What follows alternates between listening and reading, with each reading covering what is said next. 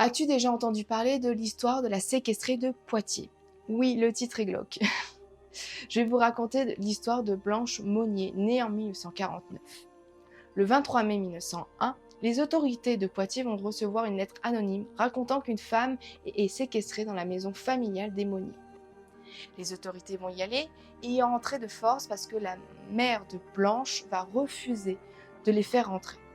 Les autorités rentrent et arrivent dans un couloir pas loin de la chambre de Blanche avec tellement de nourriture, d'insectes partout que c'est même l'odeur est nauséabonde qui vont même se boucher le nez pour arriver. Ils rentrent dans la chambre de Blanche, la découvrent nue sur son lit, le corps sale, les cheveux tellement longs, jamais été entretenus depuis de nombreuses années. Ils vont l'amener à l'hôpital et la photo la plus connue de Blanche qu'on connaît à son arrivée à l'hôpital. Et la famille de Blanche, son père, sa mère et son frère qui étaient voisins et considérés comme complices, vont être arrêtés et jugés contre l'aide à la personne en danger.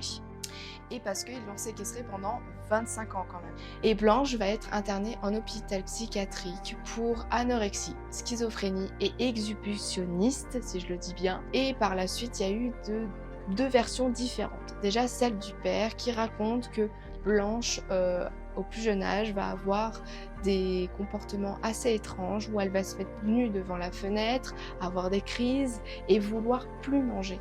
Et les médias vont réutiliser cette histoire en racontant une histoire amoureuse qui s'est finie tragiquement. Blanche aurait eu un amant et qui se sont vus de nombreuses fois et voulaient se marier. Mais la famille de Blanche vont refuser ce mariage. Et Blanche, contre l'avis de ses parents, va quand même aller le voir et les parents, contrariés, vont l'enfermer. Et encore aujourd'hui, cette histoire fait débat parce qu'on n'a pas de source réellement fiable.